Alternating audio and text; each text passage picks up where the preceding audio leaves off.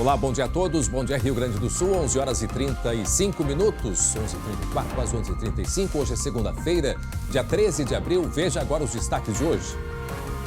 O primeiro dia útil depois da liberação de parte do comércio. Como está o movimento na rua? Nas serras, indústrias retomam os trabalhos, mas com restrições. Veja o impacto disto na economia. Você já retirou os R$600? 500 mil de gaúchos vão poder sacar o dinheiro nesta semana. Empresa de turismo é assaltada na capital. Ladrões levaram 2 carros, celulares e equipamentos de manutenção e ainda fizeram reféns. E a imagem da vitória, as histórias de pacientes curados do coronavírus e as cenas emocionantes nos hospitais do estado. O SBT Rio Grande, a sua companhia na hora do almoço, que vai até a 1 da tarde, já está no ar.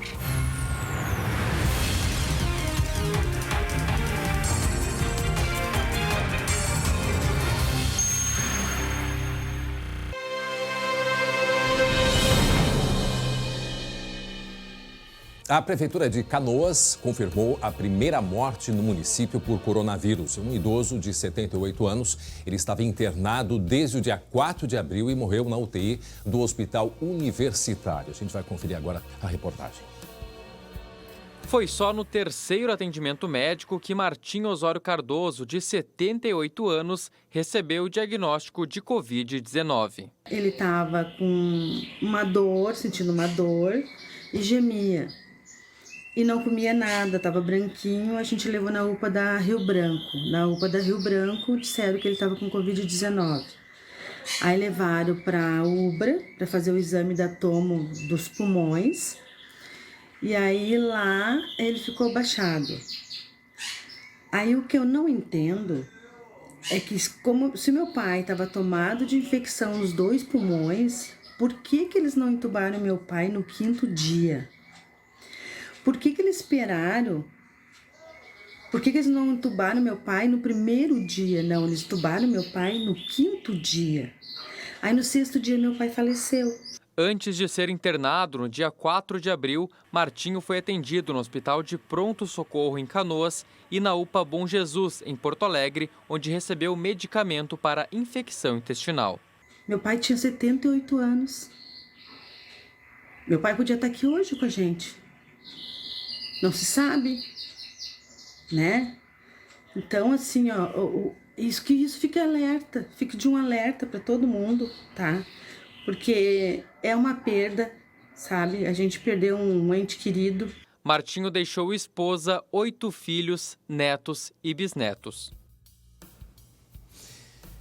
Essa é uma questão, daqui a pouco nós vamos conversar com um pneumologista, que é o Dr. Frederico Fernandes, ele é da Sociedade Paulistana de Pneumologia. Vamos conversar justamente a respeito disso também, esse esclarecimento, porque até que ponto, né, as pessoas precisam ficar em casa aguardando os sintomas. Em seguida a gente vai esclarecer, lembrando sempre que a Covid-19 ela é uma doença nova, principalmente para a área médica. Mas daqui a pouco a gente trata deste assunto. Vamos dar uma olhada agora, né, no mapa do coronavírus aqui no Rio Grande do Sul. Nós temos confirmados, portanto, 664 casos, com 16 mortes, né? Esse último paciente de Canoas que nós mostramos aí, em 81 municípios do Rio Grande do Sul. Aqui a gente vê a distribuição, aqui o mapa, o município de Porto Alegre com 314 casos confirmados, Caxias do Sul em segundo com 34.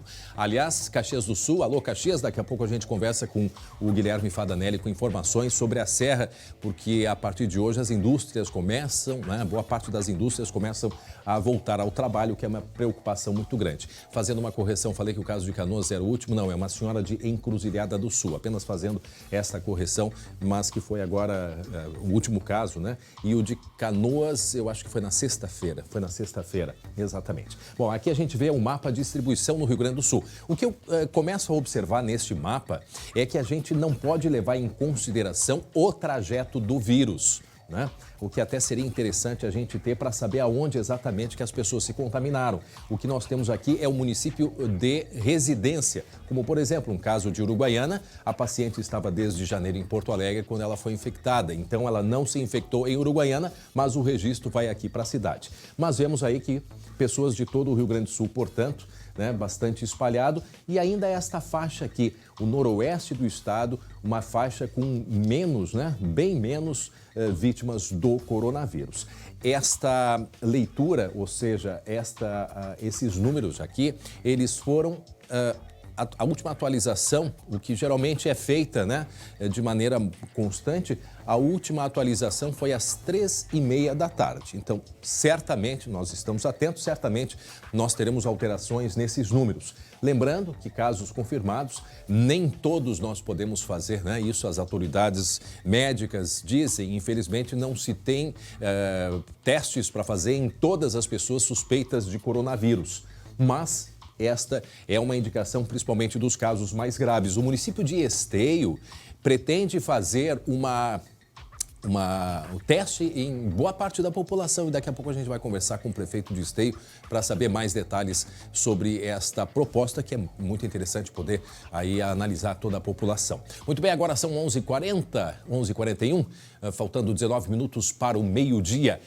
Temos uma informação muito importante, porque é hora da gente falar dos R$600. Né? Pessoas inscritas no Cadastro Único e que não receberam o Bolsa Família começam amanhã a receber o benefício emergencial de R$600 do governo federal. Mesmo assim, já tem fila nas lotéricas e também nas agências da Caixa, o que não é necessário. Por quê? O colega Lucas Abate, né, está lá em Viamão e nos traz agora informações e orientações a respeito do pagamento dos R$600. Né, Lucas? Bom dia. Bom dia, André. Bom dia a todos. A gente fala aqui de Viamão, da frente de uma Caixa Econômica Federal, onde tem uma grande fila. Olha só, vou mostrar para vocês aqui. A fila começa em frente à Caixa Econômica Federal, vai se estendendo pela quadra e chega a dobrar a esquina de tanta gente que tem por aqui. Eu conversei, claro, mantendo sempre aquela distância com algumas pessoas que estavam ali no início da fila e elas me relataram que chegaram aqui às 9 horas da manhã, antes mesmo da abertura aqui da agência da Caixa Econômica Federal. E essa é uma cena, André, que está se repetindo não só aqui, mas também em agências de Porto Alegre, nas lotéricas também. Isso, muitas filas e muita aglomeração. E o serviço, o ponto importante que a gente tem que destacar, André, é que essa fila toda é desnecessária. Claro, tem muita gente por aqui que veio pagar outras contas, fazer outros procedimentos no banco, mas a corrida aos bancos para buscar esse auxílio dos R$600 é desnecessária e grande parte dessas pessoas que estão por aqui não precisariam estar. Vou te interromper porque é para chamar a atenção das pessoas por isso, ou seja, essa fila toda que a gente está vendo, ela é desnecessária, Lucas. Por quê? É desnecessária, André, porque todo o procedimento deve ser feito através do aplicativo da Caixa, onde a população acabou se cadastrando para receber esse benefício. Tem também, André, um calendário de pagamento, já foi divulgado pelo Ministério da Cidadania, não sei se a gente tem essa informação na tela. Então, cada dia, uma categoria, um grupo vai receber esse benefício. Então, André, essa corrida é desnecessária. Quem deve vir até uma agência da Caixa, uma lotérica ou procurar seu banco? Quem não tem qualquer acesso à internet. Aí pode vir para pedir esse auxílio. Mas quem tem a possibilidade de baixar o aplicativo, ligar no telefone 111, que é o telefone aí para auxílio, né, da Caixa Econômica Federal, pode fazer isso e evitar esse deslocamento e aglomeração. Não, e é um perigo, gente. Antes de qualquer coisa, compreendemos a situação das pessoas que estão precisando de dinheiro. Já demos um passo importante, né, Lucas, que foi a liberação. O governo já está fazendo os pagamentos. Agora, o que é extremamente desnecessário e perigoso, a gente vê essa fila toda se formando e as pessoas fazendo o que exatamente elas não devem fazer, que é ficar em grupos, ficarem próximas. Cadê a distância? 1,5 metro, 2 metros, umas das outras? E mais, Lucas, por que não tem alguém dizendo, gente, vão para casa, porque não há necessidade de ficar aqui na fila? Teria que ter alguém dando essa orientação para as pessoas. A gente viu que até na porta tem alguns funcionários da Caixa que estão dando essa orientação, mas essa fila, André, é tão extensa que ela dobra a quadra, né? A gente vê que as pessoas não respeitam esse limite, essa distância de 2 metros, e a gente viu em outras oportunidades que acompanhei, até na semana passada, quando foi anunciado antes mesmo da liberação do dinheiro, já havia formação de filas e a gente até via em algumas situações os funcionários de lotéricas, da própria agência, orientando a população, mas muita gente permanecia porque queria receber a informação dentro da Caixa Econômica Federal. Então, por isso, André, que a gente reforça tanto esse pedido, tanto esse serviço, de que não é necessário fazer esse deslocamento para a agência da Caixa. Então, quem está nos acompanhando está precisando dos R$600, sim, mas não adianta ir até as agências. Esta é em Viamão, ou seja, certamente em todos os municípios as pessoas estão formando filas, seja em agências da Caixa, seja em lotéricas. Então, a gente vai repetir a informação. Não há necessidade de ir na agência bancária. O que é importante é você ter, sim, tem um calendário, né, que tem a primeira parcela, depois tem a segunda parcela, quer dizer, um calendário extenso, mas através do número 111, né, Lucas? Isso, número 111, Tá. O aplicativo da Caixa, o site da Caixa tem todas as informações. E é importante, André, quem já tem conta na Caixa ou Banco do Brasil vai receber esse dinheiro diretamente na conta. Quem não tem conta nesses bancos, mas possuem em outras instituições, vai receber uma conta digital, que é criada gratuitamente no mesmo momento em que faz o cadastro no aplicativo esse da Caixa para receber o direito. Então pode fazer essa movimentação diretamente ali pelo aplicativo. E isso é importante. Porque tem ali, ó, embaixo do laranja, ali do quadrinho laranja, tem assim, ó, acompanhe sua solicitação. Depois que for aceito, ela é criada uma conta e através do aplicativo é feita a transferência para sua própria conta. Ou, se for o caso, então, de ir até uma agência, neste caso aí, para retirar. Daqui a pouco o Lucas Abate volta com outras informações. Ele está, nesse momento, em Viamão e é uma informação de muita importância, gente. Muita importância para que as pessoas não fiquem amontoadas próximas. E outra coisa, eles tinham que ter alguém lá, que seja a polícia, a brigada militar, com alto-falante, dizendo para as pessoas, saiam daí, não há necessidade disso. O que não pode é a gente ver essas imagens das pessoas se aproximando. Muito bem, agora 11 horas e 46 minutos, nós temos muitos assuntos, eu já posso adiantar para vocês. Daqui a pouco nós vamos mostrar uma imagem emocionante de pessoas que se curaram do coronavírus e foi feita uma homenagem na saída destas pessoas do hospital.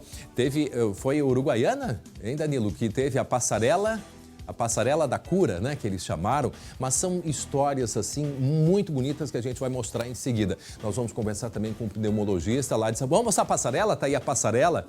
A no passarela Hospital da Santa Casa de Caridade. Olha aí, olha aí. Vem a passarela da recuperação. Passarela nosso querido Sérgio Ama. Da recuperação. Olha que legal, gente. Olha só, que bacana essa imagem. Vamos para a nossa primeira alta daqui do setor de isolamento no Hospital Santa Casa de Caridade. Vem a passarela da recuperação, nosso querido Sérgio Ama. Ah, que legal, Sérgio aí recuperado. Daqui a pouco a gente vai ter uma reportagem com essas histórias, essas cenas emocionantes que já se espalham pelo Rio Grande do Sul. É importante a gente chamar atenção para isso, as pessoas se recuperando, saindo, um momento de emoção para todos, né? E certamente para os funcionários dos hospitais que têm o nosso carinho, nosso reconhecimento, médicos, técnicos, fisioterapeutas, né? Toda essa classe ligada à saúde que tem dado um apoio muito grande para esses pacientes. Mas daqui a pouco a gente mostra a reportagem. Em seguida, eu vou conversar com o prefeito de Esteio. Lá em Esteio, eles têm um projeto para fazer teste em toda a população, né? A gente vai conversar com o prefeito para explicar melhor a respeito disso. E vamos falar também sobre a cloroquina. Afinal de contas, como andam as pesquisas sobre a cloroquina? Cada dia ela é uma novidade. O prefeito Nelson Marquesan confirmou, vai conversar com a gente daqui a pouco. Olha só, daqui a pouco o prefeito Nelson Marquesan vai conversar com a gente. A gente vai falar o assunto, né? Um dos assuntos do dia, a questão do comércio. Afinal de contas, o comércio deve reabrir a partir do dia 15 ou não? É um setor que vem pedindo mais atenção. Mas tem várias perguntas a serem feitas, né? Várias perguntas a serem feitas. Não pode abrir o comércio porque o pessoal se amontoa. Mas vai olhar num supermercado para ver como é que está a situação dentro dos supermercados. Mas em seguida o prefeito vai conversar com a gente, Nelson Marquesan, e também vamos falar com um pneumologista de São Paulo, da Sociedade Paulistana de Pneumologia, sobre os estudos da cloroquina. Em seguidinha a gente tem aí muitas informações, muitas dicas importantes, como essa que eu vou contar agora para vocês, sobre o uso das máscaras, que passa a ser obrigatório em municípios aqui do estado. E esta medida, esta determinação, ela busca o quê? Diminuir o contágio pelo coronavírus. Em Santa Maria, um novo decreto municipal recomenda o uso de máscaras para quem precisa sair de casa. e exige a utilização do item pelos funcionários dos locais e serviços autorizados a funcionar. A determinação vale a partir de segunda-feira. Já em São Cepé, também no centro do estado, as contas de início de mês levaram muita gente a sair nas ruas novamente. Por isso, o prefeito tomou uma decisão: exigir que a população use máscaras em locais fechados. Isso vale para estabelecimentos públicos e privados. Até a estátua do índio Cepete Araju, símbolo da cidade, ganhou uma máscara para conscientizar a população.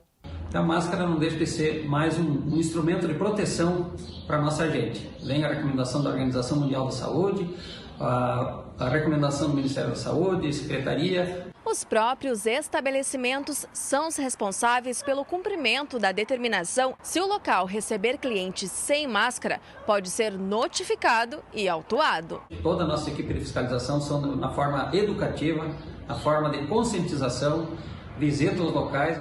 Monitoras do Centro de Referência de Assistência Social da Prefeitura trabalham na confecção de máscaras para disponibilizar o item a quem não pode adquiri-lo ou fazê-lo em casa. Nós devemos respeitar o tempo médio de uso de 2 horas, tomar muito cuidado no momento que for colocar, bem como for retirar a máscara, respeitando que você tem que fazer a higienização das mãos, você deve evitar o toque das suas mãos na face anterior da máscara. Em Uruguaiana, quem entrar em empresas privadas ou públicas precisa usar máscaras. Há um detalhe: os funcionários de caixas de mercado devem usar as máscaras de acrílico no estilo capacete, já que ficam mais próximos das pessoas. Os locais que não cumprirem a determinação serão responsabilizados. Já é complicado com máscara, né? O risco aumenta ainda mais sem ela. A máscara nos proporciona, né, a proteção para nós e para o nosso semelhante.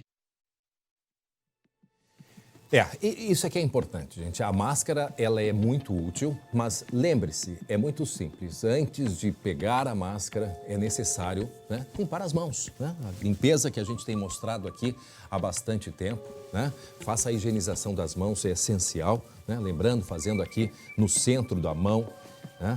Aqui, ó, dos dois lados, também colocando as unhas, né, para que faça a higienização, né, na ponta dos dedos. Aí depois fazemos, né, espalhamos aqui, né, uma mão sobre a outra, fazemos a troca das mãos, passamos dedo por dedo. Essa é a higienização que é a ideal, né? Muita gente às vezes não tem paciência, mas ela é necessária. Ontem mesmo eu lia um médico da Sociedade Brasileira de Infectologia dizendo que o ideal é a lavagem de cerca de 1 minuto das mãos, fazendo todo este roteiro, né? Cumprindo todo esse roteiro. A partir disso, então, você pega a máscara e faz a colocação. Na hora de tirar também a mesma coisa, tem que ter todo o cuidado. Por quê? Porque a mão pode estar infectada, né? Então esse é o perigo e a orientação que a gente sempre acha importante, né, chamar a atenção de todos. Gente, 11h52, a gente vai até 1h com muita informação. Deixa eu olhar aqui, tem muita coisa bacana para mostrar para vocês hoje. Tem a história que veio, muitas notícias boas. A história das pessoas que se recuperaram. Tem a passarela, né, da cura, que é os pacientes saindo do hospital sendo aplaudidos, né? Tem histórias emocionantes de pai e filho que ficaram internados. Tá aí, ó. Vamos ouvir. No Hospital Santa Casa de Caridade. Vem na passarela da recuperação, nosso querido Sérgio Aman. Olha aí o Sérgio saindo, recebendo os aplausos de todos. Histórias como essa a gente vai mostrar em seguida também, outras histórias bacanas.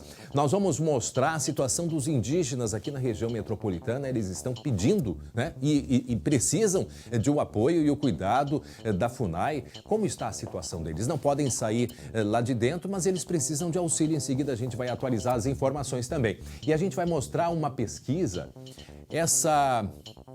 uma pesquisa que está sendo feita em Pelotas, né? Que ela, agora que a gente vai falar da pesquisa, é isso? Agora da pesquisa, então preste atenção, olha só, né? As universidades mais uma vez se mostrando aí tão importantes neste momento de coronavírus. Começou nesse final de semana a coleta de amostras do primeiro estudo populacional sobre a pandemia Covid-19, isso aqui no Rio Grande do Sul.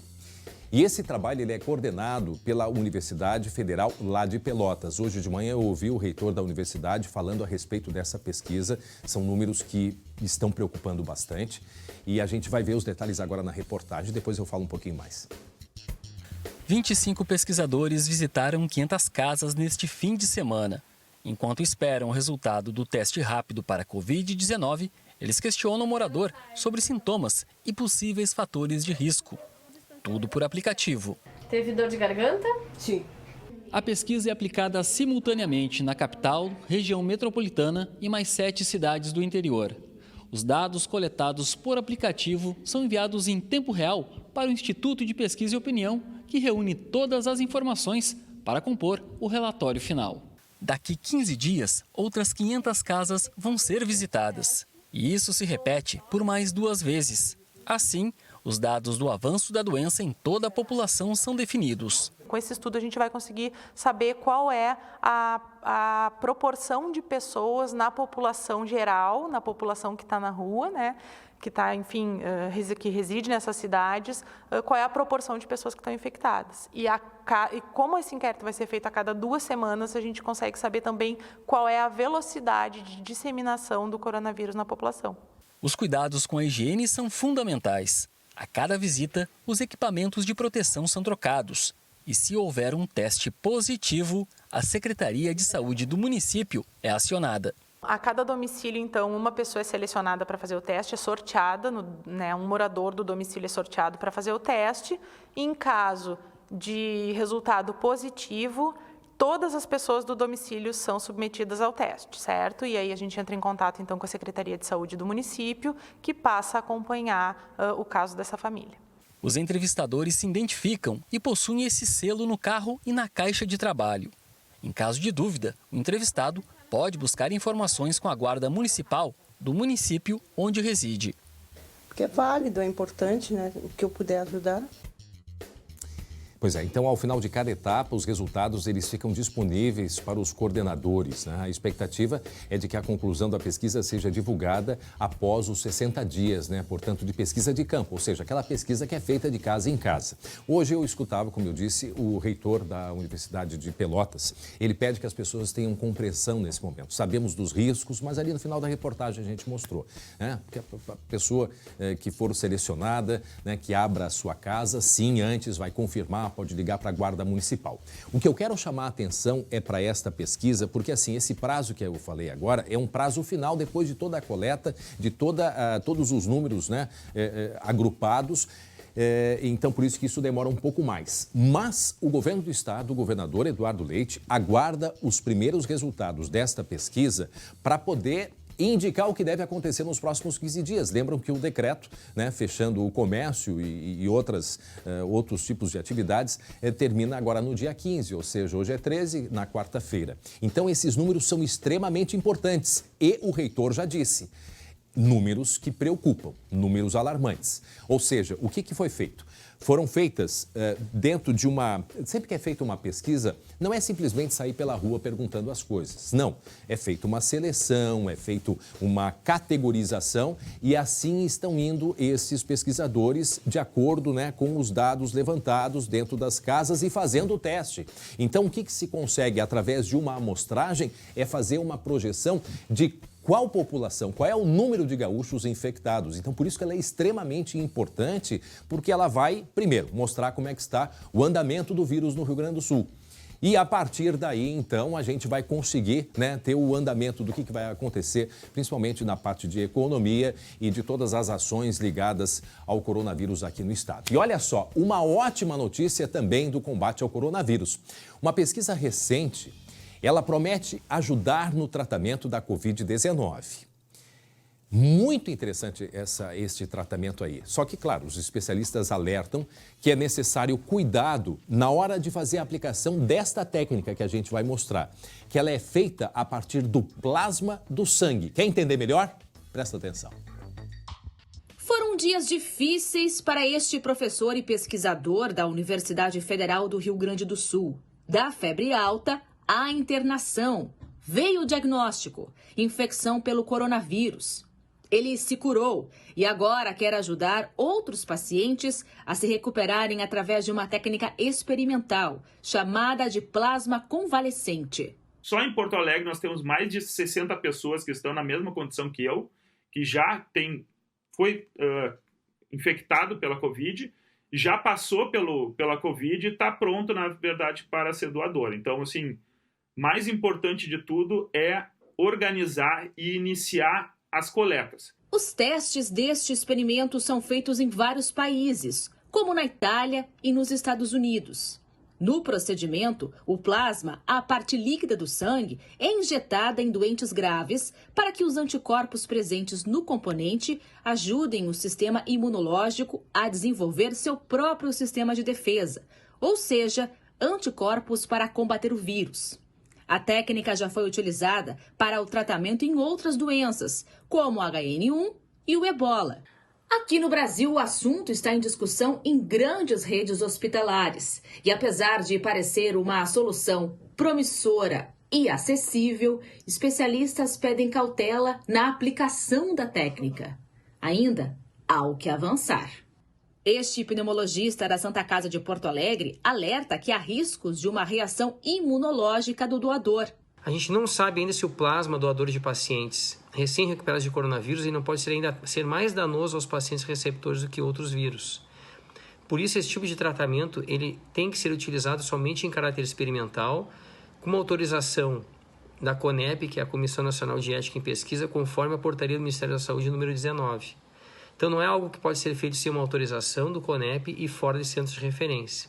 Por isso, apesar da urgência do tratamento à pandemia, o médico reforça: é preciso ter calma. Nós ainda estamos engatinhando nas muitas terapias possíveis pelo coronavírus. Então, qualquer terapia usada em caráter de desespero, fora de um contexto de um estudo experimental adequado, ela pode ser ainda mais danosa aos pacientes.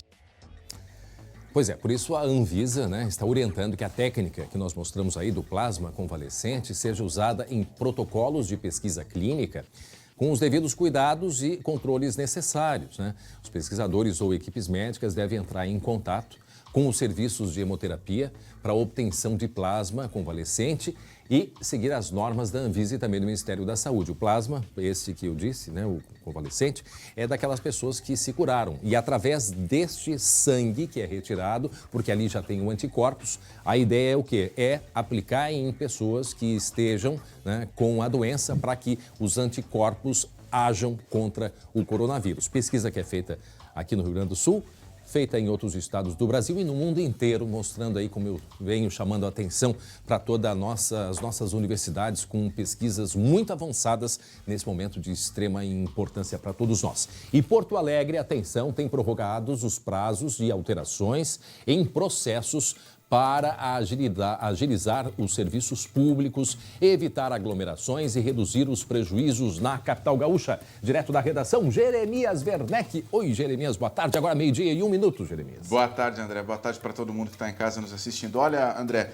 o prefeito Nelson Marquesan Júnior determinou, entre várias medidas anunciadas, um projeto de lei que propõe a isenção da cobrança da tarifa social de água por 3 meses, André. Isso para cerca de 30 mil famílias em situação de vulnerabilidade. Esse projeto vai ser encaminhado para a Câmara Municipal hoje e, se aprovado, vai ter um impacto financeiro de R$2,5 milhões. Isso, um impacto mensal de R$2,5 milhões. Também está nesse pacote anunciado pelo prefeito Nelson Marquesan Júnior a simplificação de vistorias, alvarás e licenças ambientais, a suspensão do encaminhamento de inadimplentes à Prefeitura para protestos em cartórios e inclusão no SPC. E ainda, para os autônomos, será feita a prorrogação do prazo do pagamento do imposto sobre serviço de qualquer natureza, André. São medidas importantes, pelo menos aí nos próximos 3 meses, Jeremias? A gente sabe que, por mais que os números aqui no Rio Grande do Sul do coronavírus estejam ainda em controle, nós sabemos que isso tem um ciclo e esse ciclo não deve ser menor que 2, 3 meses. Obrigado, Jeremias. Mas é com ele que eu vou conversar, com o prefeito municipal Nelson Marquesan Júnior, que está nos acompanhando. Medida importante, prefeito, porque nós sabemos que vem aí um período com bastante dificuldade, não é mesmo? Boa tarde. Boa tarde, André. Boa tarde aos telespectadores. É um prazer conversar com vocês para a gente tentar nos mantemos alinhados e unidos aí para enfrentar essa situação desagradável para todos. Pois é, então algumas medidas foram tomadas pela Prefeitura, há alguns adiamentos de prazos e de pagamentos também, justamente para facilitar aí o contribuinte, prefeito. Pois é, André, na verdade nós vivemos um momento primeiro de uma grande ansiedade e angústia na área da saúde, onde muitos lugares do mundo as estruturas da saúde não estão conseguindo atender a demanda e muitas pessoas estão morrendo não só de Covid, não só do coronavírus, né? A gente não sabe ainda os números, mas esses locais, Estados Unidos, Inglaterra, Itália, onde as pessoas morrem por coronavírus, com certeza muitos outros morreram por não poderem ser atendidos, de câncer, de coração, etc.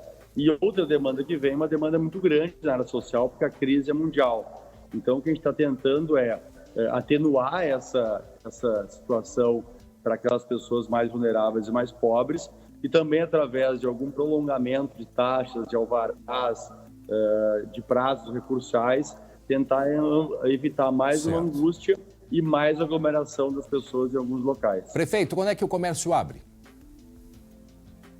Olha, essa é uma pergunta aí, né, que vale ouro, né? Todos nós estamos analisando aí. Ontem, domingo, para ter uma ideia, foi a minha última reunião, foi às 10h30 da noite com a equipe da saúde para avaliar os últimos números e dar uma pensada, né? Nós todos estamos aí acompanhando o que acontece no mundo inteiro e tentando evitar a superlotação das estruturas da saúde. Então, hoje, eu poderia te dizer que os decretos em Porto Alegre, na capital, estão em vigor até o final do mês de abril.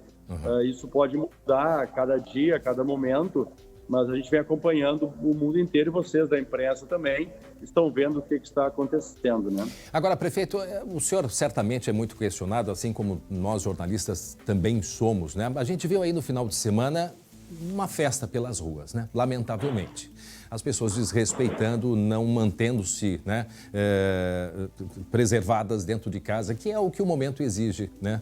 Seria o ideal. Agora, a pergunta que eu faço é o seguinte: os mercados, eles estão se transformando, prefeito, em shoppings, né? Porque a pessoa vai lá comprar alimentação, já compra roupa, já compra eletrodoméstico e tudo mais. A pergunta que eu faço, que é pergunta, né, repito, repasso ao senhor o que me fizeram. Não seria, quem sabe, uma oportunidade o comércio abrir em maneira escalonada e fazer com que os mercados vendam somente alimentação? Eu não posso proibir os supermercados de venderem aquilo que eles têm alvará para vender, e acho que nem seria o adequado, né? O objetivo principal de tudo isso agora, André, é a gente evitar que as pessoas se encontrem, é a gente promover o isolamento, o distanciamento. Nenhum outro local do mundo conseguiu evitar a expansão do coronavírus se não for assim. Mesmo a Coreia do Sul, que testou muitas pessoas, aqueles que foram testados positivamente, ela isolou. Como o Brasil não teve esse volume de testes para fazer essa testagem ampla, a gente tem que acabar isolando mais pessoas do que nós gostaríamos, né? E essa desmobilização das atividades econômicas e das atividades escolares é um formato para a gente tentar evitar a obrigatoriedade desse contato. Então, não tem uma fórmula mágica no mundo. Alguns locais proibiram as pessoas de ir em praças, outros locais fecharam tudo, absolutamente tudo. Outros locais proibiram os veículos de andarem, outras cidades proibiram, fecharam o transporte coletivo. E aqui na cidade de Porto Alegre, a gente está apelando aí para a consciência das pessoas e especialmente dos empresários da área supermercado. Perdão? Pode-se encaminhar para isso, de uma proibição maior de circulação, por exemplo, os idosos? Nós esperamos que não, André, porque veja bem, no Código Penal já está proibido que é matar, né? E as pessoas continuam cometendo homicídios. Então, a lei pela lei, se não tiver uma cultura local, ela não funciona sozinha, muito especialmente nessa questão. Aos empresários do supermercado, eu queria pedir a compreensão, já que eles estão tendo a oportunidade de funcionar e faturar, que eles ampliem cada vez mais os seus horários de atendimento. Eles tenham esta compreensão com o momento que a sociedade está vivendo. Então, o comércio em tese, porque o decreto estadual vai até o dia 15, né, prefeito? A gente não sabe ainda o que o decreto do estado vai determinar com relação ao comércio. Então, o senhor adianta que até o final do mês, em Porto Alegre, não deve ter abertura do comércio? Olha, a tendência é a gente manter, né, os decretos de Porto Alegre até o final do mês. Sempre observando as informações, os dados. A gente tem alguns dados para acompanhar isso, né? Que é o número de pessoas contaminadas, que hoje ele já não é uma referência, porque nós não testamos em nenhum lugar do Brasil como deveríamos, porque não tem testes disponíveis. O outro é o número de óbitos, é triste, mas é por aí que é o acompanhamento do resultado das políticas públicas. Como aqui em Porto Alegre ele é baixo ainda, nós não temos como fazer uma estatística de evolução. Então, nós estamos acompanhando pelo número de UTIs que são utilizadas. E hoje, André, em Porto Alegre, nós temos 40 leitos de UTIs ocupados por pessoas que já foram testadas positivamente com o vírus. A gente não quer superlotar as UTIs, porque esse é um fator no mundo inteiro que determinou o grande volume de mortes, de óbitos, né? Por isso que a pesquisa que Pelotas está fazendo vai ser muito importante, porque, pelo visto, esses números, então, prefeito, certamente eles estão muito abaixo do que é a realidade, é isso? O número de pessoas que testaram positivamente, ele não reflete a realidade. Nós temos muito mais pessoas contaminadas, não só em Porto Alegre, no estado e no Brasil inteiro. Porque tem ideia de quanto? Não, ninguém, acho que poucas pessoas, acho que ninguém se arriscaria a falar nesse número, André, porque como o Brasil não testou como deveria testar, é muito difícil de fazer essa referência. E alguma expectativa de chegada de mais testes? Porque a gente já percebeu, né, prefeito, que a testagem ela seria o primeiro passo a ser dado em qualquer cidadão que apresente qualquer tipo de sintoma. Infelizmente, isso não está acontecendo. A gente está chegando essa semana 5.000 testes que veio do Ministério da Saúde e nós devemos priorizar aí pessoas que trabalham na saúde e na segurança e na fiscalização, né, para que as pessoas consigam se manter seguras, saudáveis, manter em segurança os seus familiares e também se manter em atividade, porque são atividades essenciais da cidade. A gente está buscando outras alternativas, André, e acho que em 1 ou 2 semanas a gente deve ter aí algum bom encaminhamento que diferencie um pouco Porto Alegre do ponto de vista positivo em relação a outros municípios. Mas essa é uma situação mundial, né? O mundo inteiro precisaria testar mais do que está testando. Agora, prefeito, eu percebi ontem, não só em Porto Alegre, mas em diversas cidades, a aglomeração de pessoas. Hoje, muitas estão indo até agências da Caixa ou lotéricas para tentar sacar os R$600 do valor emergencial do governo. Eu queria que o senhor mandasse uma mensagem, o senhor falou hoje de manhã a respeito disso, né? É um pedido para as pessoas compreenderem que a distância ela é essencial neste momento e daqui para frente também. Então, eu queria que o senhor reforçasse esse pedido para as pessoas, até porque o senhor tem dados, tem informações precisas sobre isso. Esse é um vírus que todas as pessoas podem ter divergências, mas algumas convergências, André. Primeiro, ele é um vírus que se propaga muito rápido, né? E a única forma de a gente evitar isso é com o isolamento. É se manter uma distância de 2,5 metros, 3 metros das outras pessoas, é não falar perto de outras pessoas, não se agrupar, não se reunir, não se tocar em mesmos, exatamente, não se tocar e não tocar em objetos que as pessoas estão tocando. Por exemplo, passar um celular de uma pessoa para outra facilita muito a contaminação. Passar uma caneta de uma pessoa para outra, se alguém estiver contaminado, pode levar à contaminação de outra pessoa. Falar perto também, né, pelas gotículas salivares, pode também levar à contaminação de outra pessoa. Então, usar muito álcool gel, lavar muito as mãos e evitar o contato de qualquer forma com outras pessoas ou com objetos que sejam de uso comum. Esse é o caminho. Mas as certezas, André, são: esse vírus se propaga muito rápido.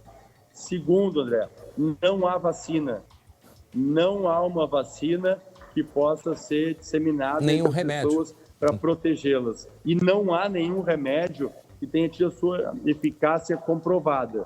Portanto, é uma situação realmente de perigo para todos nós. E a melhor ferramenta ainda é o isolamento para evitar a contaminação em massa, para que nós tenhamos estruturas públicas que possam dar o mínimo de atenção para quem for contaminado. A informação é a melhor vacina, é o que eu sempre digo. Prefeito Nelson Marquesan Júnior, muito obrigado pela entrevista. Nós que agradecemos. Muito obrigado, bom trabalho, boa semana, André. Ok, obrigado, prefeito. Agora 12h e 15 minutos. Olha só, quero a sua atenção, quero fazer uma pergunta. Vocês conhecem o TeleSUS? O TeleSUS é um serviço de teleconsulta criado pelo Ministério da Saúde para ajudar no diagnóstico do coronavírus e passar orientações de cuidados e prevenção sem que você precise sair de casa. O TeleSUS une atenção, tecnologia, ciência, medicina e suporte profissional, com enfermeiros e também médicos.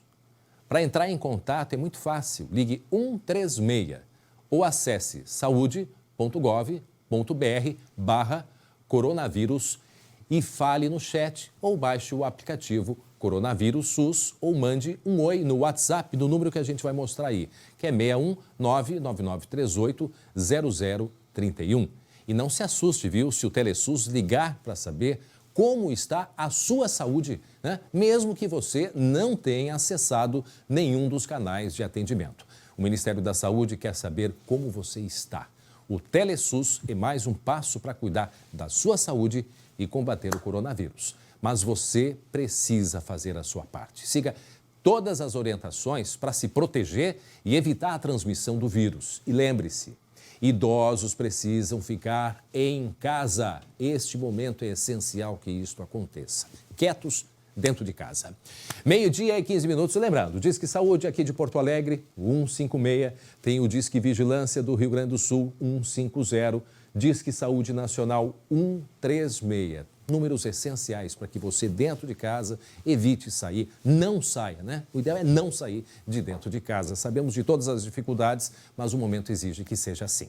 Bom, vamos mudar de assunto. Eu quero falar sobre o Vale dos Sinos, porque lá tem uma fábrica de armas, a Taurus, que está fazendo a montagem e a embalagem dos utensílios doados para agentes da segurança pública. Vejam só que bonita e interessante esta ação da Taurus. Essa fábrica em São Leopoldo começou uma linha de produção de um lote inicial de 60 mil máscaras de proteção. O projeto foi possível através de uma parceria da empresa com a Universidade Federal do Rio Grande do Sul. E nós construímos então um ferramental para fazer essa testeira, que é uma testeira de polímero, né? E construímos também o ferramental para fazer a presilha de borracha. E compramos a matéria-prima, que é o acetato, que é essa placa aqui, né? Um fornecedor nosso está fazendo o corte dela. Para ajudar no processo, os militares auxiliam montando e embalando os equipamentos de proteção. E nós disponibilizamos, então, militares do 3º Batalhão de Suprimento para que pudessem mobiliar essa linha de montagem, pudessem estar aqui acelerando o processo de tal forma que essas máscaras cheguem o mais prontamente possível aos nossos profissionais de saúde. As primeiras unidades serão doadas para profissionais da segurança de São Leopoldo e profissionais da saúde do Hospital de Clínicas e Conceição em Porto Alegre. O trabalho também contou com professores, técnicos e alunos da Escola de Engenharia, Faculdade de Arquitetura, Pacto Alegre e outros voluntários. É isso aí, é um momento de união de todos, né? Empresas que pararam a produção, como a General Motors, né? Aqui em Gravataí, a General Motors está consertando respiradores, né, artificiais, e aí a Taurus, né, que fabrica armas, também parou a produção e fazendo a doação desses equipamentos que são de extrema importância, né, para os atendentes, principalmente, que é o antissalivar, né, aquela proteção que ela é muito necessária. Então, parabéns aí às empresas, que é de fato um momento que todos precisamos nos unir. Bom, eu quero falar agora sobre a cloroquina. Temos ouvido muita coisa sobre a cloroquina, mas é importante a gente saber, porque cada dia que passa, né, cada dia o assunto vem à tona e sempre com bastante polêmica também. Ainda não há um estudo, né, que garanta que a cloroquina é de fato eficiente no combate ao coronavírus, pelo menos não de uma maneira mais ampla. Mesmo assim, a cloroquina, ela pode ser uma alternativa. O presidente da Sociedade Paulista de Pneumologia, Dr. Frederico Leon Fernandes, que é um especialista neste assunto também, vai conversar com a gente sobre a cloroquina. Não é mesmo, doutor, que está em São Paulo? A gente teve um problema na conexão com o doutor, mas a gente vai em seguida restabelecer o nosso contato. É um pneumologista muito conhecido e ele tem assim, informações importantes para falar com a gente. O doutor Frederico, me escuta agora, doutor. Eu estou te ouvindo bem, André. Boa tarde. Nós estamos com um pequeno problema. O doutor Frederico Leon está em São Paulo. Ele está em São Paulo, mas em seguida a gente vai restabelecer a conexão. Eu quero lembrar que daqui a pouco a gente vai mostrar uma história muito bonita. Dá para mostrar a imagem da passarela, né, da cura? As pessoas que foram homenageadas depois de ficarem curadas do coronavírus. Vamos para a nossa primeira alta daqui do setor de isolamento no Uruguaiana. Hospital Santa Casa de Caridade. Olha aí. Vem na passarela da recuperação. Nosso querido Sérgio Aman. Olha só que bacana, recebendo homenagens, né? E depois sendo recebido pela família, a passarela da recuperação, pessoas que se recuperaram e aí sendo homenageados. A gente vai mostrar em seguida uma reportagem de outras histórias, né? De outros casos, de pai e filho, inclusive, que ficaram juntos, hospitalizados. Em seguida a gente vai mostrar também. E vamos falar daqui a pouco sobre a questão dos índios, gente. Nós temos muitas áreas indígenas aqui no estado, inclusive Viamão é uma delas aqui na região metropolitana. E em seguida o Jeremias Werneck vai mostrar para a gente a situação dos índios que estão precisando de ajuda, estão precisando de auxílio. E por isso, então, a gente vai mostrar a situação e até mostrar como que as pessoas podem e devem colaborar. Eles não estão vendendo, né? As pessoas não estão comprando, mas eles precisam de ajuda. Em seguida a gente dá detalhes. Antes eu quero voltar, o Lucas Abate está em Viamão para falar do auxílio emergencial de R$600. Gente, não é para ir para a fila, não. Muita gente está se acumulando em filas para retirar esse dinheiro e não é para fazer isso. Uma que não é através desse indo no banco agora, não é. O Lucas vai explicar para a gente. E principalmente agora as pessoas ficarem próximas uma das outras. Ele está em Viamão, é isso? Na frente da prefeitura, Lucas? Pois é, André, a gente está aqui na frente da Prefeitura de Viamão, porque daqui a pouco vamos falar de outro assunto também referente aqui à cidade, mas é bom a gente sempre reforçar esse serviço referente ao auxílio emergencial, porque até aqui no entorno também tem algumas agências, tanto da Caixa como de outros bancos, e que tem fila, as pessoas estão fazendo essa aglomeração. Então a gente reforça aquele serviço, é que não precisa ir até a Caixa, a lotérica ou qualquer banco para receber esse auxílio de R$600. Todo o trâmite pode ser feito diretamente pelo aplicativo. Quem fez esse cadastro pode fazer a consulta se o valor está disponível, como transferir para a sua conta através do aplicativo e também pode fazer pelo telefone 111. Então essas filas que a gente mostrou no início do programa e que a gente tem visto aí durante toda a semana são desnecessárias nesse momento. Pois é, então a gente chama a atenção mais uma vez, fila neste momento em frente da Caixa Federal, em frente a agências lotéricas, é desnecessário. As pessoas estão colocando em risco a sua saúde porque a regra agora é o distanciamento, Lucas. É isso que tem que se fazer, né? Não tem jeito. Então fica o nosso pedido para as pessoas não se amontoarem pelo aplicativo, Lucas, depois que for confirmada. Porque tem como a gente mostrar ali o aplicativo do saque emergencial. A gente vai mostrar ali, Lucas, porque tem um local, né, tanto no site quanto no aplicativo, tu coloca o teu CPF e ali tu pode acompanhar, né? Aí, ó, olha aí, ó. Ali, ó, realize a sua solicitação ou acompanhe sua solicitação. Ali à direita embaixo tem, né? Nesse auxílio emergencial. E ali a pessoa vai receber depois a orientação de como vai ter acesso a esse dinheiro, porque ela é criada uma conta, né? Uma conta virtual, também uma conta, digamos assim, emergencial, para que a pessoa consiga do próprio aplicativo fazer a transferência para a sua conta ou, se precisar, ir diretamente a um caixa e retirar esse dinheiro, né, Lucas?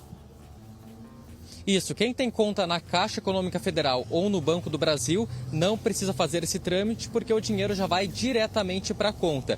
Quem tem conta em outros bancos, aí sim, se cria uma conta digital, uma conta emergencial e através do próprio aplicativo o cliente faz essa consulta e pode até mesmo, André, fazer a transferência sem custos dessa conta digital para a sua conta e uso. E uma notícia boa nisso tudo é que quem está, por exemplo, no cheque especial, está no negativo no banco, esse dinheiro já vai carimbado, então ele não vai abater as dívidas que estão em outra conta. Importante. Então, o cliente vai ter esse dinheiro disponibilizado. Um outro serviço importante, André, muita gente tem tido dúvidas com a situação do CPF irregular. E hoje pela manhã a gente flagrou na Receita Federal de Porto Alegre muita gente fazendo filas para regularizar o CPF. Outra fila desnecessária, André, porque tudo pode ser feito através da internet, do site da Receita Federal. Pode ser feita a consulta do CPF e também a regularização. Porque tem muita gente, isso que o Lucas falou é importante, muita gente está no negativo e aí acha que esse dinheiro vai entrar e vai cobrir o negativo. Não, ele não vai cobrir o negativo, vai ser um dinheiro para ser usado. 12h e 23 minutos agora.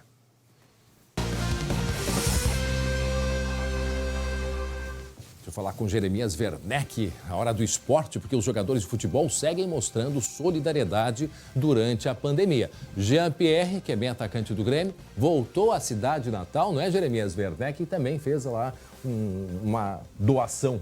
É isso, André. Sempre para Biscoito Zezé, carinho que vem de família, tá, André? Tá bem combinado. Mas o Jean-Pierre, pode soltar as imagens aí, o Jean-Pierre foi a Alvorada. Olha aí, ó.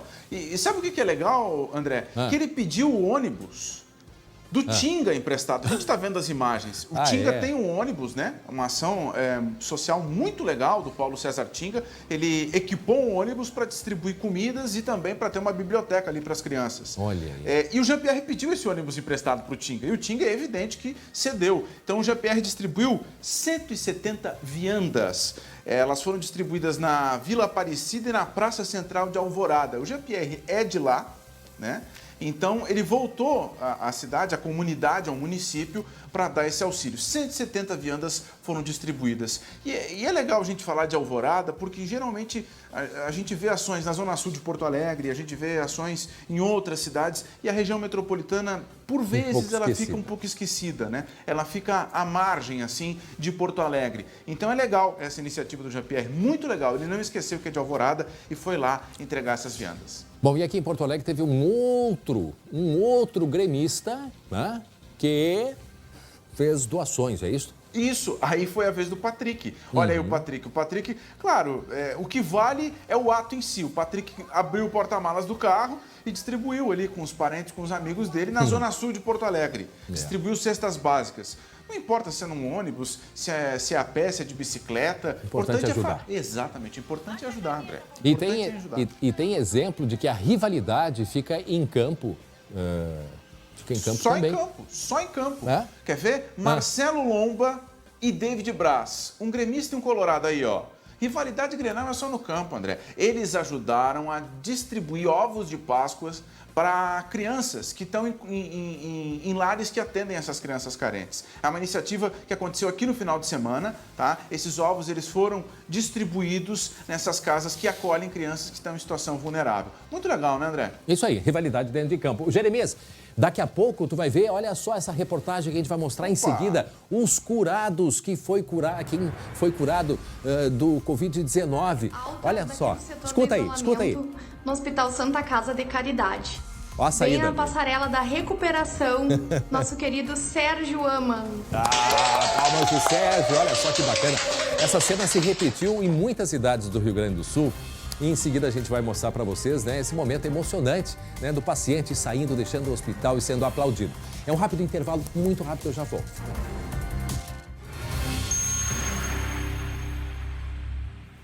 Muito bem, já estamos de volta com o SBT Rio Grande, 12h e 29 minutos. Olha só, daqui a pouco a gente tem histórias de pacientes que se recuperaram da Covid-19 e foram feitas diversas homenagens. Essa imagem é São Gabriel. Eu falei Uruguaiana, não, é São Gabriel, lá do Hospital de Caridade. Olha aí. Vem a passarela da recuperação, nosso querido Sérgio Ama. Essa é a homenagem, um momento muito importante, não só para o paciente, mas para toda a comunidade ali do hospital, da área da saúde, a recuperação das pessoas, né? Muitos casos de pessoas que se recuperam, tem o caso de um pai e de um filho também, que a gente vai mostrar em seguida na reportagem, que ficaram internados. Daqui a pouco a gente traz as informações. Tem um chamado do Lucas Abate? Oi, Lucas. Ó, enfermeiros que atendem postos de saúde de Viamão protestaram hoje de manhã, né? E eles afirmam que estão sem receber salário desde o dia 5 de abril, Lucas.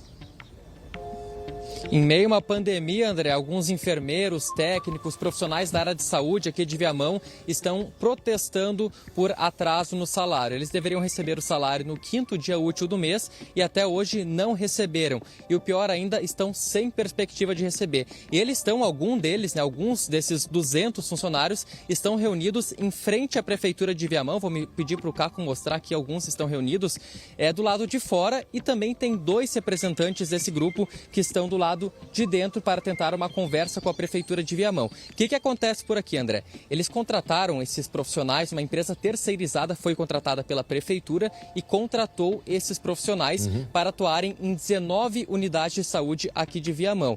E, segundo a empresa repassou aos funcionários, ela não recebeu o repasse da Prefeitura e, por isso, não pôde fazer o pagamento do salário. Só que esses funcionários relatam que são atrasos frequentes nos 6 meses de atuação dessa empresa. Em todos os meses, eles receberam parcelado. E agora se tem essa situação, um impasse aí em meio à pandemia. E das 19 unidades de saúde que são atendidas por essa empresa aqui em Viamão, segundo os funcionários, 2 agora estão fechadas por falta de profissionais. Tá aí, tá feito alerta agora, poxa, em plena pandemia, as pessoas ainda sofrendo a pressão que vem sofrendo com o coronavírus, fazendo atendimento às pessoas e ainda o salário atrasado, no mínimo que deem uma satisfação, que a Prefeitura consiga entrar num acordo, quem sabe, com essa empresa, mas não deixar esse pessoal na mão, né? Porque são quantos ao todo? Tem ideia de quantos, Lucas? Eles citam cerca de 200 profissionais, entre enfermeiros, técnicos e auxiliares, que estão com esse salário atrasado aí já há mais de uma semana. O que acontece também por aqui, André, porque teve recentemente, a gente acompanhou, claro, uma operação do Ministério Público que afastou alguns servidores da Prefeitura de Viamão, principalmente da Secretaria de Saúde. E agora até tem um certo trâmite burocrático aí para regularização desse pagamento. Então, isso que alega a empresa, né, os funcionários, de que eles não estão recebendo o valor em dia da Prefeitura e por isso não podem fazer esse repasse. A gente já entrou em contato com a Prefeitura, também estamos tentando contato com a empresa para ver qual a perspectiva de resolução desse problema e para evitar problemas maiores, até porque, como eles relatam, muitos técnicos, auxiliares estão com dificuldades até mesmo de irem trabalhar, ir para o trabalho e acarretando aí no fechamento de unidades. E em meio à pandemia, a gente sabe, né? Todo atendimento é necessário, André. Não, e numa situação de emergência que a gente vive, estado de calamidade pública, será que a Prefeitura não consegue, né, agilizar para que essas pessoas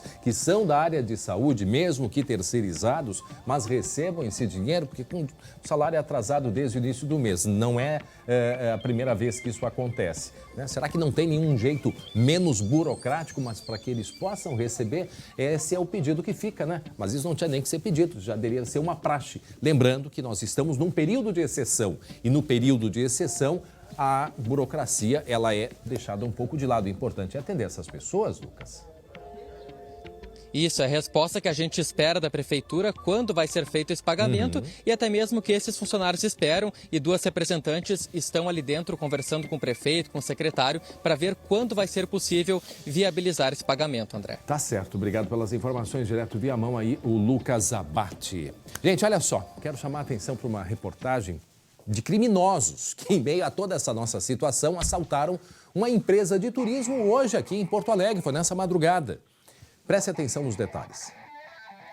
6 homens armados invadiram esta empresa de turismo aqui no bairro Maitá, em Porto Alegre. O grupo entrou por este portão. Um carro foi usado para arrombar a estrutura. Lá dentro, o grupo rendeu o vigilante e pediu pelo cofre. Só que não há nenhum cofre na empresa. Os assaltantes, então, resolveram levar o que estava à mão. Durante meia hora, eles pegaram 12 celulares, 2 carros e ferramentas usadas na manutenção dos ônibus. Entre elas, uma chave pneumática avaliada em R$12 mil. Por volta das 2h30 da madrugada, o vigilante conseguiu se soltar e acionou a Brigada Militar. Os 2 veículos foram encontrados a menos de 1 quilômetro dali. Um deles estava queimado. A Polícia Civil vai investigar o caso. A gente, por incrível que pareça, né, em meio a toda essa situação, a gente tem esses crimes.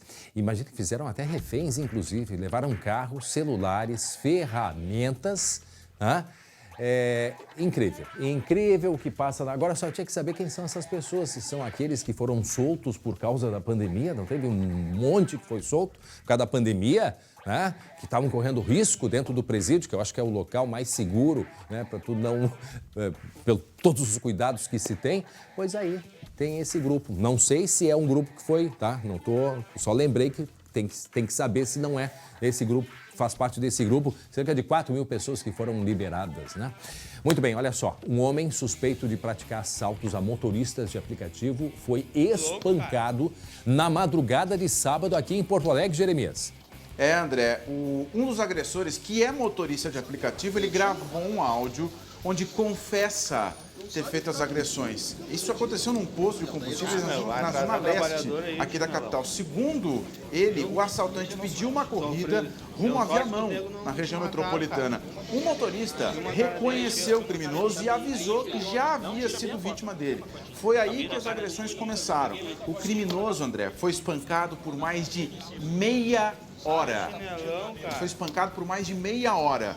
Foi encontrado com esse criminoso um simulacro de uma pistola. O espancamento só parou quando um policial que estava à paisana interveio nessa ação, André. É aquela coisa, né? Justiça com as próprias mãos. Pode até ter vontade de fazer qualquer coisa, mas tem que parar aí, né? Não pode agir com as próprias mãos. Não pode. Meu Deus do céu. Bom, deixa eu lá para Esteio, na região metropolitana, porque em meio à pandemia, né, do novo coronavírus, o SBT está realizando aí uma série de entrevistas com os prefeitos aqui do Rio Grande do Sul. E por isso nós vamos até Esteio conversar com o prefeito, o Leonardo Pascoal, porque nós lemos hoje, né, prefeito, que uma das iniciativas aí da cidade é tentar fazer teste em toda a população, é isso? Boa tarde. Boa tarde, André. Boa tarde a todos. Na verdade, nós adotamos como uma das estratégias de enfrentamento à situação do coronavírus a testagem em massa da população. Na verdade, nós vamos testar todos aqueles que apresentarem sintomas de síndrome gripal, porque hoje o protocolo do Estado estabelece que são testados apenas profissionais da saúde ou pessoas internadas em instituições hospitalares. Nós estamos ampliando esse público para todos que apresentem sintomas de síndrome gripal e fazendo a coleta domiciliar dessas amostras. E a grande dificuldade é conseguir o kit do teste, né, prefeito? Como é que vocês estão fazendo para resolver isso? Nós fizemos uma série de parcerias e aquisições diretas também desses materiais. Temos hoje, além do Laboratório Central do Estado, né, que presta serviço para todos os municípios, nós temos outros 3 laboratórios também prestando trabalho para a Prefeitura de Esteio. 2 vinculados a instituições de ensino superior e um laboratório privado. Qual é a situação hoje aí da cidade em termos de contaminados, hein, prefeito? Nós temos 2 casos confirmados, um senhor de 79 anos e uma profissional da área da saúde de 47 anos, que os 2 estão isolados, mas estamos fazendo um grande volume de testes. Aí a perspectiva, claro, é que haja um aumento nesses números no decorrer dos próximos dias e semanas. Pois é, os 2 casos, o senhor acredita que sejam muito mais do que 2 casos apenas, é isso? Com certeza, até porque nós estamos numa região muito densa e com uma mobilidade muito grande, né? Então, nós temos esteienses que circulam pela capital ou outras cidades aqui da região e com isso, né, o contágio ele pode ser facilitado. E é justamente por isso que a gente quer detectar esses eventuais casos precocemente antes que eles evoluam para quadros mais graves. Com isso, a gente vai conseguir dar uma melhor resposta em termos de qualidade assistencial dos nossos serviços de saúde. Quantos leitos hoje tem? Quantos respiradores tem em Esteio? Que a pergunta que a gente faz hoje é essencial. Quantos respiradores o município tem? Nós temos 8 respiradores em operação destinados para o Covid-19 no nosso Hospital São Camilo. Eles podem, numa situação de maior gravidade, serem adaptados para a utilização de um número maior de pessoas. Não é o recomendável, mas é uma possibilidade num quadro mais extremo, né? E encontramos outros 8 respiradores muito antigos que a gente está em contato aí com empresas e com outros parceiros para tentar verificar se ainda existem peças de reposição, se eles podem ser colocados em operação. E temos aí em torno de 40 leitos de isolamento destinados especificamente para o Covid, isso no nosso hospital municipal. É o nosso hospital de referência dentro do plano de contingência do Estado, é o Hospital Universitário de Canoas. Proporcional ao número de habitantes e proporcional ao número de pessoas, né, que possam ficar em estado mais grave, qual o número ideal de respiradores? O senhor diz que tem 8 hoje, mas estão indo atrás de mais 8. Então, digamos que são 16, na melhor das hipóteses. Qual é o número necessário, prefeito? É difícil estimar um número necessário, né? Há estimativas aí que dizem que do total de casos confirmados, em torno de 5% precisarão de cuidado intensivo, né? Mas é muito difícil estimar isso porque a gente está vendo esses dados em meio ao que está acontecendo no Brasil e no mundo. Pelo plano do Estado, na verdade, o Hospital São Camilo ele só deveria entrar nessa retaguarda de atendimento numa fase já quase de situação de calamidade hospitalar, porque o hospital de referência para os casos de coronavírus aqui da região é o HU de Canoas. Então, nós fizemos por conta própria esses investimentos, esse esforço para ter uma retaguarda própria de atendimento, embora o plano de contingência preveja a transferência de eventuais casos confirmados que necessitam de internação hospitalar ou de cuidado intensivo para o HU de Canoas. Mas a gente quer também, né, dar a nossa contribuição aqui direto. Sim, e a partir do momento que o senhor conseguir fazer, né, os exames nas pessoas com sintomas, né, qual é a ideia da prefeitura? Né? Colocar essas pessoas num local especial de atendimento, o que vai ser feito? Nós já estamos fazendo essa testagem, já testamos mais de 120 pessoas ao longo desse período e desde a última semana testando, então, todos que apresentem quadro de sintoma de síndrome gripal. É importante destacar, né, tem que ser febre, mais tosse ou dor de garganta ou dificuldade respiratória e mais mialgia, artralgia ou cefaleia, que popularmente vamos chamar aí de dor no corpo, né? Então tem que ter esse quadro sintomático. A gente faz o agendamento e coleta em domicílio para a pessoa não ter que sair de casa, independente da gravidade do quadro. Claro que aqueles que têm quadros mais agudos vão procurar o nosso Hospital São Camilo. E essas pessoas vão ficar em isolamento, vão receber o resultado do exame e a cada 48 horas nós fazemos contato para verificar se esse quadro, confirmado ou não de coronavírus, né, esse quadro de síndrome gripal, ele evolui, né, seja positivo ou negativamente. Tá, mas todos os exames têm dado negativo, porque o que a gente tem pelo controle da Secretaria de Saúde do Estado são 2 casos somente aí em Esteio. Os outros têm dado negativo? Isso, os demais todos tiveram resultado negativo e, portanto, foram descartados para coronavírus. Mas mesmo os casos descartados, a gente faz um monitoramento a cada 48 horas dos quadros de síndrome gripal, porque essas pessoas, né, se tiverem um agravamento, mesmo que não seja coronavírus, elas estão mais suscetíveis aí a contrair ali na frente o coronavírus ou mesmo a desencadear outros problemas respiratórios mais graves. Estou conversando com o prefeito de Esteio, Leonardo Pascoal. Prefeito, a grande polêmica hoje na questão, não na questão da saúde, na questão da saúde financeira, né, dos municípios, abertura de comércio. Como é que está acontecendo aí em Esteio? O senhor concorda nesse momento que é necessária a abertura do comércio? Eu acredito que cada situação deve ser avaliada conforme a realidade local. Nós acompanhamos o decreto do governo do estado, estabelecendo medidas restritivas até agora o dia 15 de abril, até quarta-feira. Vamos reavaliar isso no dia 15 para estabelecer quais medidas vão vigorar a partir do dia 16 de abril. Nós, nesse período, aproveitamos para ampliar nossa capacidade de testagem. Então, hoje a gente tem uma condição, que a gente sabe que não é de todas as cidades, uma condição de testagem bastante privilegiada no sentido de poder ter um protocolo próprio de testagem no município. Isso nos dá, né, uma certa vantagem para estabelecer um conjunto de medidas. Certo. Mas cada caso tem que ser avaliado, né, porque a realidade de cada município é diferente da outra, em termos de EPIs, de retaguarda de atendimento da rede de saúde. A Expo Inter esse ano já descartada. Como? A Expo Inter esse ano já está descartada. Não, Expo Inter ainda não. Nós suspendemos a FenaSul, Expo Leite, que ocorreria agora no mês de maio. Essa foi suspensa. Sobre a Expo Inter ainda não há essa definição. A gente está esperando a evolução, né, no Estado para tomar essa decisão, seja no sentido do adiamento ou não. O grande problema que o senhor disse depende da realidade de cada município. O problema é saber qual é de fato a realidade. Prefeito Leonardo Pascoal, prefeito de Esteio, muito obrigado pela entrevista. Uma boa tarde, bom trabalho ao senhor.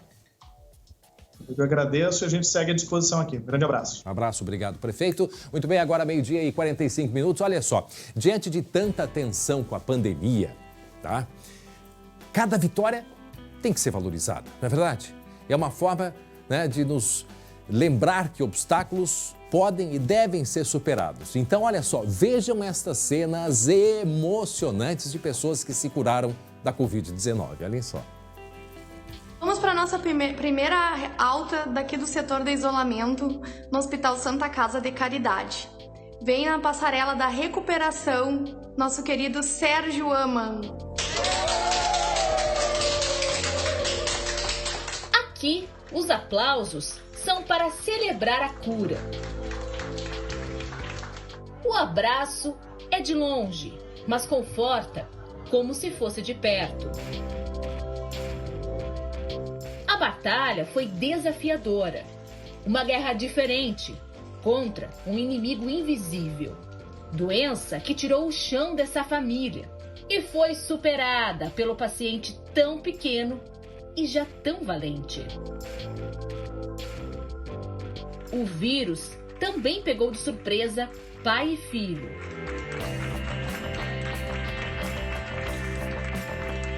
Curados, juntos. Alívio em dose dupla. E a certeza de que é preciso ter esperança, mesmo diante das maiores provações da vida.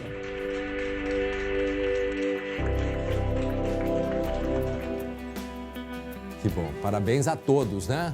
Os médicos, pacientes, técnicos, o pessoal que, né, batalhou junto aí para a recuperação, né? A nossa saudação, a nossa homenagem. Que momento bonito da gente ver e importante, né? As pessoas ali emocionadas, né? Que coisa bonita. Para ver como, olha só ali aquela senhora ali, olha, toda feliz e emocionada. Que bacana, gente. Muito bonito a gente poder mostrar isso para vocês, né? Mais um paciente vindo, segue entregue aí para a família. Bom, 12h e 47 minutos, agora vamos falar sobre economia. Por quê? Porque na Serra, algumas empresas começaram a retomar a produção. O Sindicato dos Lojistas da cidade também quer que o comércio volte a funcionar. E agora? Nós vamos até Caxias do Sul conversar com o colega Guilherme Fadanelli, que nos traz outras informações, né, Guilherme? Boa tarde. Boa tarde, André. Boa tarde a todos. Pois é, as grandes empresas, André, voltaram hoje ao trabalho. Aqui em Caxias, Randon e Marco Polo, que são as maiores empregadoras, reúnem 4.600 funcionários, ou seja, 25% da capacidade produtiva. Outros municípios que compõem o polo metal mecânico aqui da Serra também retornaram hoje, mas aí cabe o decreto de cada município. Tem cidades, por exemplo, que voltaram até 80% dos trabalhadores. Agora, o sindicato que representa essas empresas reclama da questão aqui de Caxias do Sul, de apenas 25%. Isso porque esse baixo número de trabalhadores pode comprometer toda a linha de produção, como a gente vê agora na entrevista. Prejudica bastante em função de que as empresas elas têm ou células de trabalho ou linhas de produção em que 25% é insuficiente para se trabalhar os processos. Então, nós estamos ainda negociando com a Prefeitura, esperamos que agora, o dia 15, saia um novo decreto, esperamos que tenha sensibilidade e que liberem, no mínimo, mais 25%. A ideia, André, é chegar então aos 50% para que pelo menos o mínimo da capacidade produtiva das empresas, né, seja atendida. Agora, hoje, a Prefeitura de Caxias, André, falou em alguns dados aqui de prejuízos para a economia da cidade. Só o setor industrial, o prejuízo pode chegar a 500 milhões de reais. Outro setor também impactado é o comércio, com prejuízo estimado de 180 milhões. Aí o Sindilojas aqui de Caxias já está tomando medidas e conversando, inclusive, com o prefeito para que na quarta-feira as atividades retornem no comércio de Caxias com 25% dos trabalhadores em atividade. André. Essa é a dúvida, né? Para saber se as pessoas vão sair às compras também, porque a situação ela não é fácil, né, para ninguém. É um vírus que ele mexe com a vida de todos nós. Agora, a pergunta, Guilherme, que eu faço e que eu já sei até a resposta, porque eu vi o prefeito falando hoje de manhã. Caxias está preparada para receber um volume grande de pacientes, uma vez que a cidade de Caxias atende pequenos municípios próximos? E aí? Exatamente, André. Esse é o grande problema, né? Porque Caxias é referência para 49 municípios aqui da Serra. Então, acaba que muita gente de municípios vizinhos vem aqui para a cidade em busca de atendimento para a saúde. E aí, se os casos aumentarem, André, fica realmente difícil atender toda essa demanda que pode surgir. Claro que os comerciantes, o pessoal da indústria também diz que vai tomar todos os cuidados de higiene, observar aquela distância entre as pessoas, mas a gente sabe que só isso não é suficiente, né, André? É difícil, bastante difícil. Obrigado, Guilherme Fadanelli, pelas informações. Portanto, o comércio aí, as empresas de Caxias voltando ao trabalho nesta segunda-feira. Olha só, os donos da terra esquecidos durante o isolamento. Mais de 32 mil índios vivem aqui no Rio Grande do Sul. Sem poder vender o artesanato, a população de Guaranis, Caigangues e Charruas está esperando a ajuda durante a pandemia. O portão fechado da aldeia avisa: cuidado extremo contra o novo coronavírus. Ninguém sai das aldeias pelo perigo do contágio desse vírus que, falando em questões indígenas e saúde, é muito delicado. O isolamento para conter a propagação da Covid-19 tem enorme impacto na comunidade indígena. E daí toda a dificuldade de alimento, porque o artesanato é fonte de renda para nós, né? E daí já não tem mais também para sair levar artesanato para o centro. No Rio Grande do Sul, são mais de 32 mil índios, segundo um recente censo do IBGE. A população de Guaranis, Caigangues e Charruas reclama a falta de auxílio das autoridades. Nem FUNAI não mandaram nada também. Essa poderia mais ajudar, porque elas são...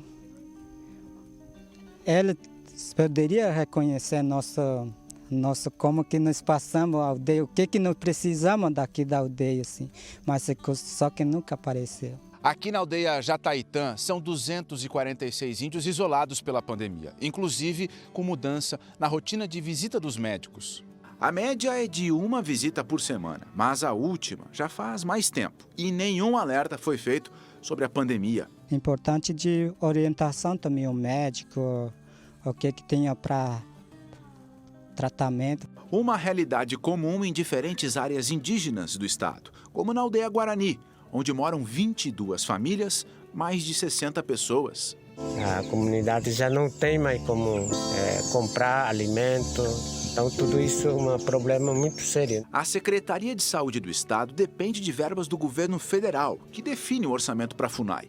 O problema é que na ponta dessa cadeia, a fome não sabe o que é burocracia. A gente está precisando de alimentos que as crianças estão precisando de leite. Bom, a gente vai continuar acompanhando esse caso aí dos índios. 12h53 agora.